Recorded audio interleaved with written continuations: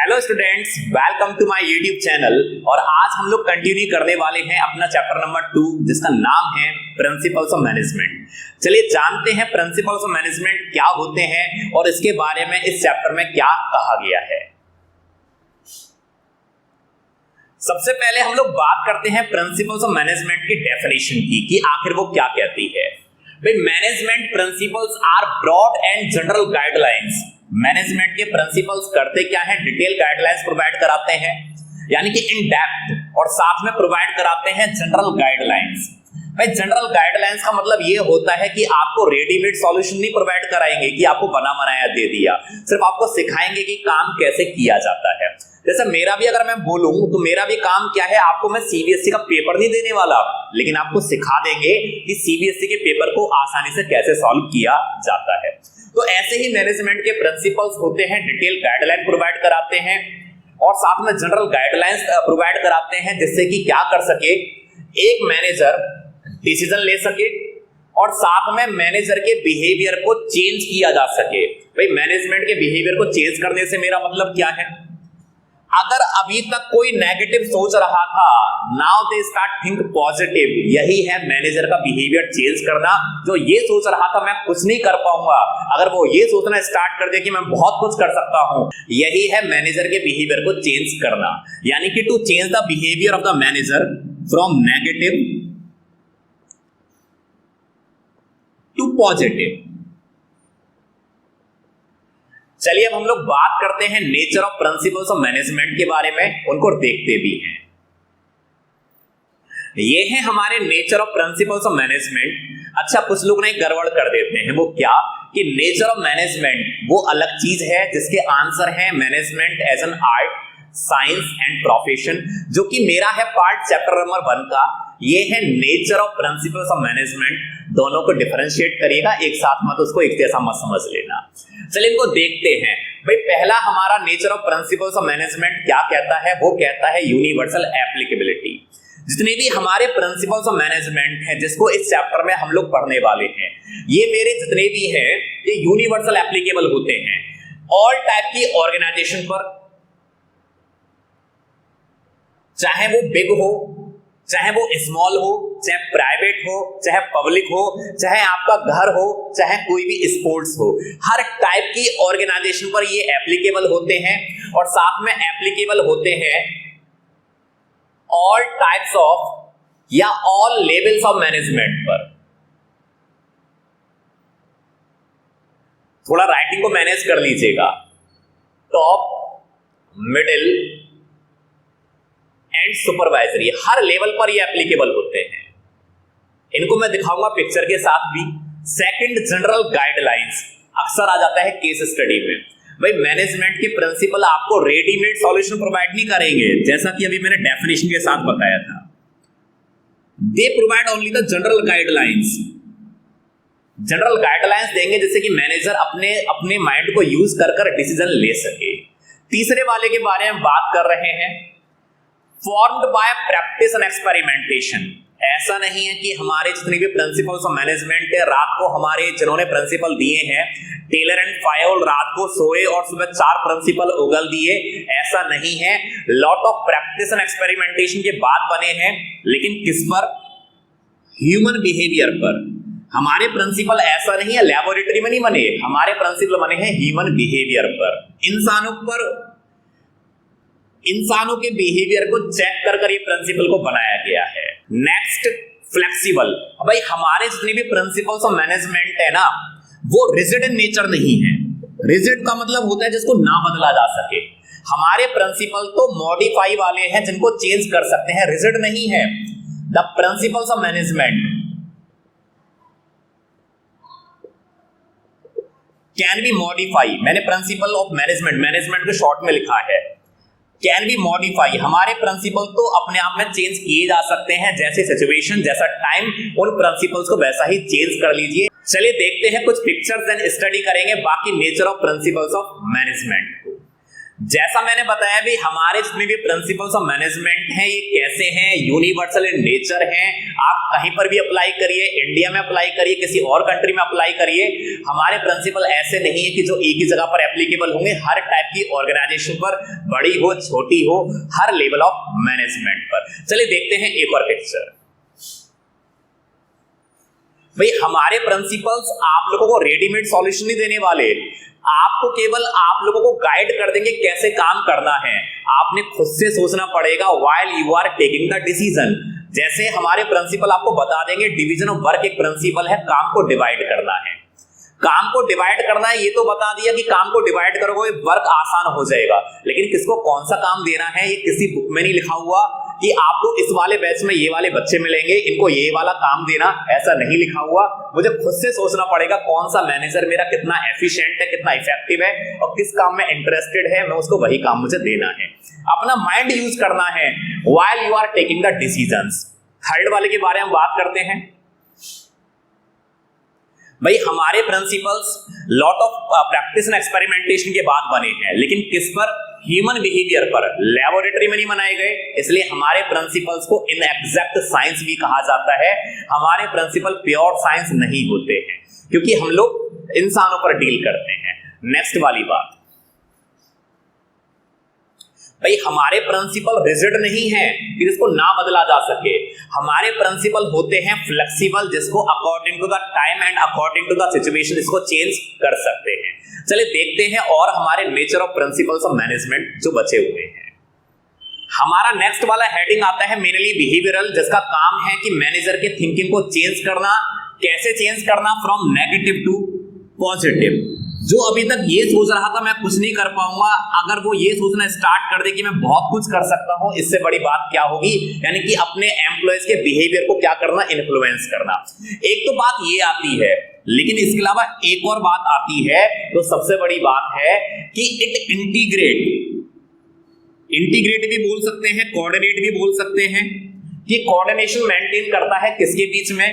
Human resource and physical resource के बीच में।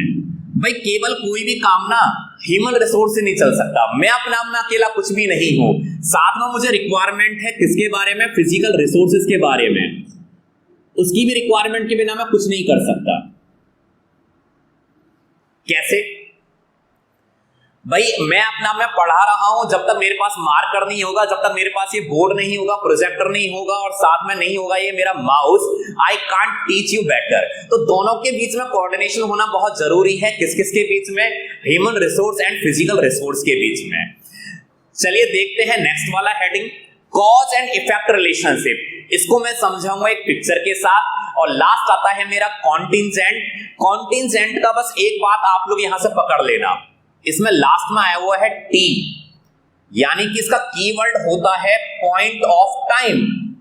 किसी भी हम प्रिंसिपल को अप्लाई करते हैं तो वो according to the situation, according to time apply करते हैं। जैसे मेरा सारा काम बिखरा हुआ है, समझ नहीं आ रहा मैं क्या करूं, डिवीजन ऑफ वर्क को अप्लाई कर दीजिए। मेरे वर्कर्स डिससैटिस्फाइड हैं क्योंकि मैंने कभी उनको इन्वॉल्व ही नहीं किया डिसीजन मेकिंग में, तो यहां क्या करिए? इनिशिएटिव इन्वॉल्व कर दीजिए। इनिशिएटिव एक हमारा प्रिंसिपल है, उसको अप्लाई कर दीजिए। तो कोई भी प्रिंसिपल हम लोग अप्लाई करते हैं according to the situation and according to the time. चलिए देखते हैं कुछ पिक्चर्स और साथ में देखेंगे इस वाले प्रिंसिपल के बारे में भी। यही होता है मेनली बिहेवियरल, जिसमें हम लोग करते क्या है? मैनेजर के माइंडसेट को चेंज करते हैं from negative to positive. It's mean ये सोच रहे हैं आई कैन डू एवरीथिंग, और साथ में एंगेज करते हैं, साथ में कोऑर्डिनेट करते हैं फिजिकल एंड ह्यूमन रिसोर्स को। ये वाली बात मत भूलना, कभी कभी केस स्टडी में मिल जाती है। बात करते हैं कॉज एंड इफेक्ट रिलेशनशिप के बारे में। अगर हम इस वाले हेडिंग को देखें तो यहाँ डॉक्टर एंड पेशेंट के एक रिलेशन को दिखाया गया है। अल्टीमेटली होता क्या है? आप किसी डॉक्टर के पास जाएं, सबसे पहले वो कराते हैं आप लोगों के कुछ टेस्ट, चाहे वो आप लोगों का यूरिन टेस्ट हो, चाहे आप लोगों का ब्लड टेस्ट हो, चाहे कुछ और भी हो। आखिर वो टेस्ट कराया क्यों जा रहा है? They find out the cause, कि कारण क्या है आपको होने वाले डिसीज का। देन इसके बाद करते क्या है? जब वो कॉज पता लगा लेते हैं, आपको देते हैं मेडिसिन। कभी आप लोग ऑब्जर्व करना, स्टार्टिंग में वो मेडिसिन ना लंबे समय के लिए नहीं देते, वो देते हैं 2 दिन के लिए, 3 दिन के लिए। क्यों देते हैं? They want to check the effect कि जो उन्होंने मेडिसिन दिया कि आखिर उसका इफेक्ट क्या आ रहा है। तो इसी को बोलते हैं कॉज एंड इफेक्ट रिलेशनशिप। जब किसी प्रिंसिपल को अप्लाई किया जाता है तो उसके पीछे होता है कोई ना कोई cause. After applying a particular principle, the management want to check the effect कि क्या चेंज आया, जैसा हमने सोचा था क्या वैसा ही चेंज आया। इसी को बोलते हैं कॉज एंड इफेक्ट रिलेशनशिप। चलिए बात करते हैं लास्ट वाले हेडिंग के बारे में, जिसमें मैंने आप लोगों को बोला है यहाँ कीवर्ड क्या मिल सकता है? पॉइंट ऑफ टाइम, यानी किसी भी प्रिंसिपल को अप्लाई करते हैं according to the situation and according to the time. इसी को बोलते हैं कंटिजेंट। चलिए अब हम लोग डिस्कस करने वाले हैं importance of principles of management के बारे में। भाई importance of principles of management को ना significance of principles of management भी बोलते हैं। चलिए बात करते हैं फर्स्ट वाले हेडिंग के बारे में, providing managers with useful insights into reality. बड़ा लंबा सा हेडिंग है, समझने में डिफिकल्ट होगा। चलिए दिखाते हैं एक पिक्चर, देन बन जाएगा आप लोगों के लिए आसान। लौट कर आएंगे देन इसी वाली स्लाइड पर।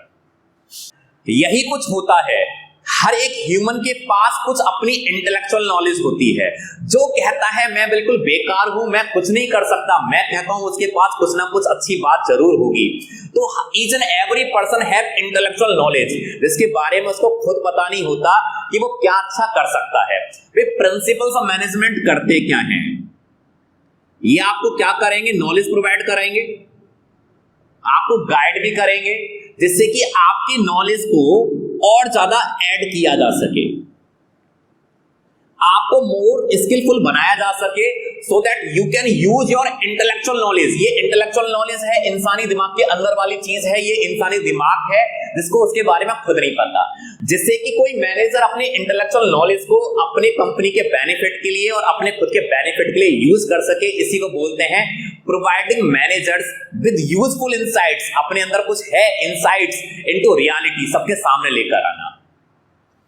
ये तो हम लोगों ने डिस्कस कर लिया, providing managers with useful insights, क्योंकि आपको नॉलेज प्रोवाइड करा रहे हैं, आपको स्किलफुल बना रहे हैं, जैसे कि आप अपने इंटेलेक्चुअल नॉलेज को सबके सामने लेकर आ सके।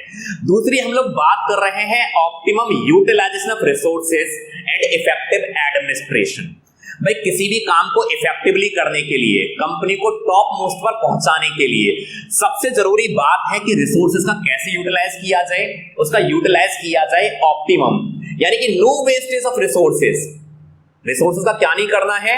रिसोर्सेज का वेस्टेज नहीं करना है, जिससे कोई भी कंपनी लेसर कॉस्ट पर मैक्सिमम प्रॉफिट गेन कर सके। हर कंपनी का यही एम होता है, the company want to earn more and more profit at lesser cost. यही हमारे प्रिंसिपल्स ऑफ मैनेजमेंट एक मैनेजर को गाइड करते हैं। तीसरे वाले के बारे में अगर बात करें, साइंटिफिक डिसीजंस। मैनेजमेंट के प्रिंसिपल्स आपको गाइड करते हैं to take the decisions in scientific manner, जिससे आपका काम सिंप्लीफाइड हो, स्टैंडर्डाइज्ड हो और सिस्टमेटाइज हो। यानी principles of management helps to take better decision, जिससे कोई भी कंपनी क्या कर सके, बहुत अच्छे से परफॉर्म कर सके। चलिए देखते हैं कुछ पिक्चर्स। यही प्रिंसिपल ऑफ मैनेजमेंट का ऑब्जेक्टिव होता है कि रिसोर्सेज का वेस्टेज नहीं करना, जीरो वेस्ट करना, जिससे कि एक कंपनी लेसर कॉस्ट पर मैक्सिमम प्रॉफिट गेन कर सके। देखते हैं नेक्स्ट, साइंटिफिक डिसीजन। बहुत सारी हमारे सामने कई बार ऑप्शंस आते हैं, ये करूं वो करूं, but we have to take the best decision, जिससे मेरा काम क्या हो, सिंप्लीफाइड हो, स्टैंडर्डाइज्ड हो और सिस्टमेटाइज हो। यही तो एक हमारा मेन एम होता है। चलिए देखते हैं नेक्स्ट में, प्रिंसिपल्स ऑफ मैनेजमेंट का काम एक और होता है मीटिंग चेंजिंग एनवायरमेंट रिक्वायरमेंट्स। हम लोग एक कैसे एनवायरमेंट में काम कर रहे हैं? डायनेमिक। और डायनेमिक एनवायरमेंट की खास बात होती है वो हमेशा चेंज होता रहता है। रियलिटी में याद करें आप लोग, नहीं पता था डिमोनेटाइजेशन के बारे में कि होने वाला है, नहीं पता था कोविड इतना खतरनाक होगा, इसके बारे में नहीं पता था।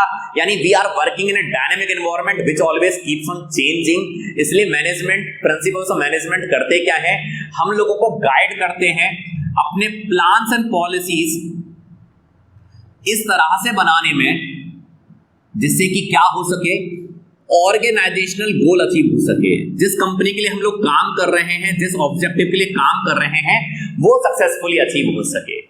बात करते हैं फुलफिलिंग सोशल रेस्पॉन्सिबिलिटी। जितने भी हमारे प्रिंसिपल्स ऑफ मैनेजमेंट है, ये केवल प्रॉफिट के लिए काम नहीं करते कि भाई प्रॉफिट अर्न करना है, ऐसा नहीं है। दे ऑल्सो वर्क, या principles of management also guide to work for the social welfare. किसके लिए काम करना है? सोसाइटी के लिए भी काम करना है। देखेंगे एक पिक्चर के through. Last, management training education research. अगर मैं बात करूं प्रिंसिपल्स ऑफ मैनेजमेंट, हमारे सेंटर पॉइंट हैं ऑफ मैनेजमेंट थ्योरी। कैसे? किसी भी ट्रेनिंग का, किसी भी रिसर्च का, किसी भी एजुकेशन का हमारा पार्ट होते हैं प्रिंसिपल्स ऑफ मैनेजमेंट, और इवन ये हमारे करिकुलम, जिसको बोलते हैं सिलेबस, का भी मेन पार्ट होते हैं। अब आप लोग बोलेंगे कैसे? अगर मैं बात करूं बीटेक के स्टूडेंट्स, माना उनका किसी भी मैनेजमेंट से कोई काम नहीं है, लेकिन उनको भी पढ़ाए जाते हैं ये वाला प्रिंसिपल्स, ये सारे प्रिंसिपल्स। आखिर क्यों? क्योंकि अगर किसी को भी ह्यूमन बिहेवियर पर डील करना है तो उनको इन प्रिंसिपल्स के बारे में पता होना चाहिए। So these are the part, the central point of management theory. चलते हैं, देखते हैं कुछ पिक्चर्स। जैसा मैंने आप लोगों को बताया कि हम कैसे एनवायरनमेंट में काम कर रहे हैं, डायनेमिक में, इसलिए हमारे मैनेजमेंट के प्रिंसिपल्स हमें गाइड करते हैं to frame our plans and policy, जिससे कि हम डायनेमिक एनवायरनमेंट में भी काम कर सकें। हमारी कंपनी डूबे ना, अगर डायनेमिक अगर चेंजेस आए, हम लोग उसमें भी स्टैंड कर सकें। हमारे principles also guide for the social welfare. केवल प्रॉफिट के लिए काम नहीं करेंगे। यूनियन बैंक के कुछ एम्प्लॉइज हैं, they are providing help to the old age citizen, और इवन हम लोग कह सकते हैं एक दिव्यांग पर्सन को एक हेल्प प्रोवाइड करा रहे हैं। ऐसे ही प्रिंसिपल्स ऑफ मैनेजमेंट गाइड करते हैं to work for the society.